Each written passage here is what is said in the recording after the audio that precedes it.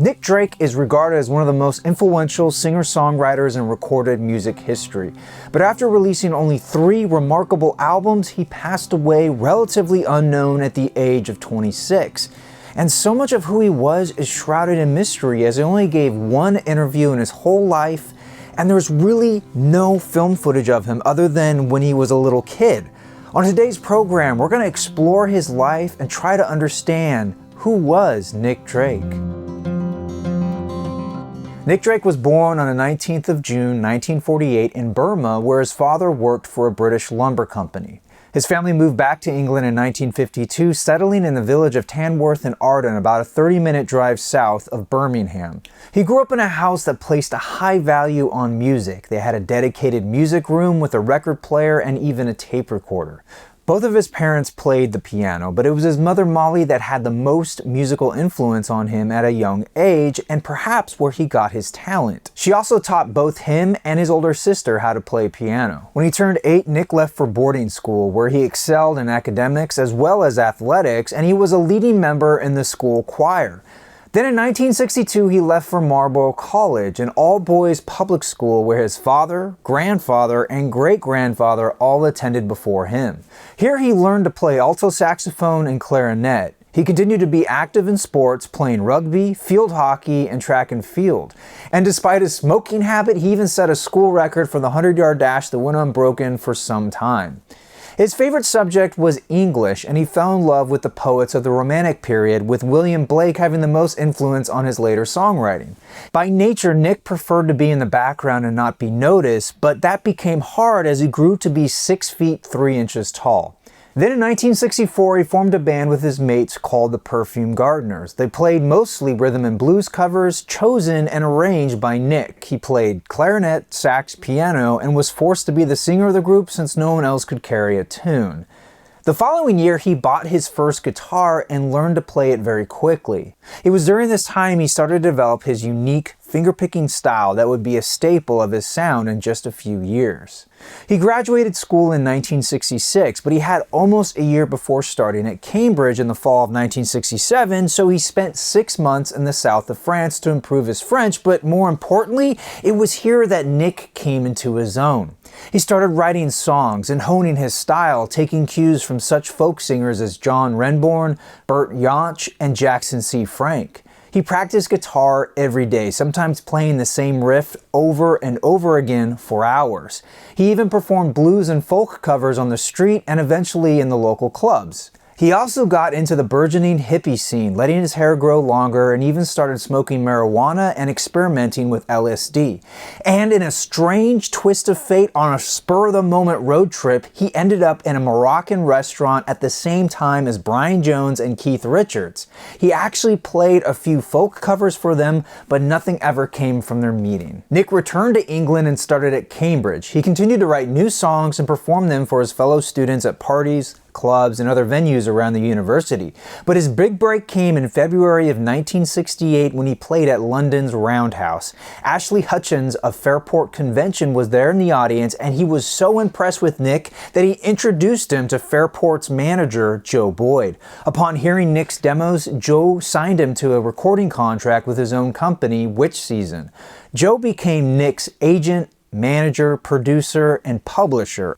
At 19, Nick started work on his debut album. However, since Nick was still in college, the album took almost a year to complete, starting in 1968 and going into 1969. They recorded at Sound Technique Studio with engineer John Wood. The working title for the record was Saturday Sun, but it never felt right for Nick, and at the last minute, he decided to call it 5 Leaves Left after the little notice that would pop up in the packet of his favorite rolling papers. 5 Leaves Left was released by Island Records on July 3rd, 1969, but it didn't sell very well. It was pretty much ignored by the press, save for one small mention in Melody Maker that spent more time talking about the title than the actual music. I think part of the problem was that competition was fierce. Nick was an unknown artist, making music in a genre that wasn't a big seller to begin with. He just couldn't compete, and Island didn't have the money to promote him as well as they should have, nor were any singles released. It also didn't help his music didn't easily fall into one category. The album was lumped into the folk genre, but it was more nuanced than that, marrying folk-style acoustic guitar with classical strings, while his love of modern jazz influenced some of the chord changes, which were unusual to hear in folk. The lyrics danced in the realm of melancholy, and his songs rarely employed a chorus. Besides his whimsical vocals, what made the record stand out was his unique finger-picking guitar style. He employed different and rarely used guitar tunings, often changing them from song to song.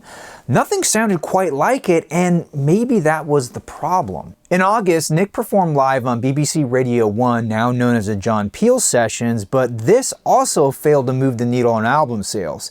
The only thing left for Nick to try was touring, but that wasn't exactly easy for him. In September of 1969, he opened for Fairport Convention at the Royal Festival Hall to a crowd of nearly 3,000. While the audience enjoyed the music, he didn't really engage with them. An unfortunate byproduct of his unique sound was the fact that he had to change tunings on his guitar after almost every song. Sometimes this would lead to him fumbling with his capo, sometimes dropping it. Ultimately, there would be these long pauses that would distract the audience, and he did nothing to fill the silence. He barely acknowledged the crowd. In fact, he only played 6 or 7 songs with his gaze mostly at his shoes and then walked off the stage without ever saying a word. It seemed the live setting didn't suit Nick's nature of not wanting to be the center of attention. To make matters worse, the first proper review of his album came out soon after this concert, and it was less than favorable. Joe Boyd reassured him that he would have a breakthrough and insisted that Nick start writing songs for his next album. For Nick's part, he felt that college was holding him back from having a career in music, and so he left Cambridge before his final year. He moved to North London in order to pursue music full-time, but by the winter of 1969, his parents noticed a change in him. The dull audience reception and poor record sales were starting to take their toll on Nick's sensitive ego. He started to overanalyze the smallest criticism, and he saw his album as a failure, even though other publications were starting to review it favorably. I think part of the problem was that in the past, things he was successful at seemed to come to him easily. Athletics, school, but with music, he knew his songs were great. It wasn't arrogance as much as it was confidence, and so he couldn't understand why he wasn't successful yet. Joe Boyd told him that since his songs weren't getting radio play, he would have to perform more concerts. Reluctantly, he continued to play small clubs and pubs around mid-England, but it didn't do much to help. At best, the audience was polite but not enthusiastic, and at worst, they talked over his music, not understanding. Recording for his second album began in 1970, again at Sound Technique Studio with John Wood as engineer and string arrangements by Robert Kirby. For this new album, Joe wanted to make it sound more contemporary by adding drums to most of Nick's songs. The idea being that the music could get more radio play, find a wider audience, and thus increase the odds of it being a success. They also brought on guest musicians, including Velvet Underground alum John Cale. While still recording the album, Nick continued to tour throughout the first half of 1970, playing more than 20 shows. Some gigs went better than others, but he was still having the same problems that he had in the past. Then on June 25th, in the middle of his set, he stopped playing and walked off the stage despite a positive reaction from the crowd up to that point. This was his final concert. In retrospect, many have wondered why Joe Boyd never provided Nick with more than one guitar and a roadie to keep them tuned between songs so that Nick could focus on performing. But Joe believed that even a backing band wouldn't have helped him. In a 2007 interview, Joe said he saw two sides of Nick, the part that wanted success in the music business and the part that desired to blend into the background. As work completed on his second album, both Nick and Joe were very happy with the result, and they believed it would be Nick's breakthrough record. It was slated to come out in November of 1970, but at the last minute the cover was redesigned, causing a 3-month delay.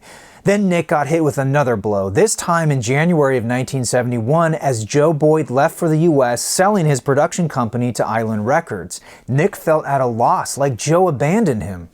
When Bryter Layter was finally released on March 6, 1971, again it didn't sell well. Unsure of what to do next, he withdrew once again, this time moving to a smaller, cheaper flat in the northern outskirts of London, further isolating himself from where he needed to be. At this point, he felt confident that he wasn't going to get the recognition for his music that he thought it deserved. Out of concern, his parents took him to see a psychiatrist, and he was diagnosed with endogenous depression. He was prescribed 3 drugs, an antidepressant, an antipsychotic, and a drug for convulsions. The drugs worked for a time, but he hated taking them as they made him feel dull and unable to write music, so he would self-medicate and stop taking them for a bit to write songs, but then his depression would come back, but even stronger than before. This prevented him from being creative, and so he would go back on his meds, and thus began Nick's vicious, cyclical downward spiral where there was seemingly no way out. By late October 1971, he began work on what would be his final album. Once again, recording took place at Sound Techniques, with John Wood returning as engineer and now producer. After Bryter Layter failed to be a hit, Nick wanted a different approach. This time it would be just him and his guitar. No strings, no other instruments other than one piano overdub. Recording only took 2 nights, and at just 25 minutes, Pink Moon was his most raw, honest, and stripped down record. On here, he's older, wiser, but more disillusioned with the world. For the cover, photos were taken by Keith Morris, who also worked with Nick on his previous albums. Having known Nick since 1969, Keith couldn't help but be taken aback by the change in his appearance. He didn't look himself. He was hunched over, withdrawn, and had great difficulty looking at the camera. Keith said it was like intruding on private grief.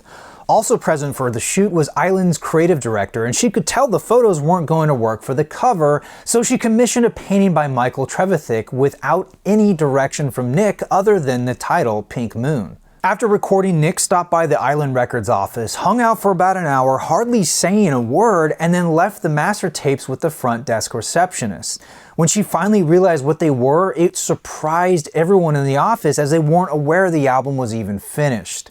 Nick left London soon after this and moved back home with his parents. Pink Moon was released on the 25th of February 1972, and it also came out in America, making it the first time in his career one of his records was available there.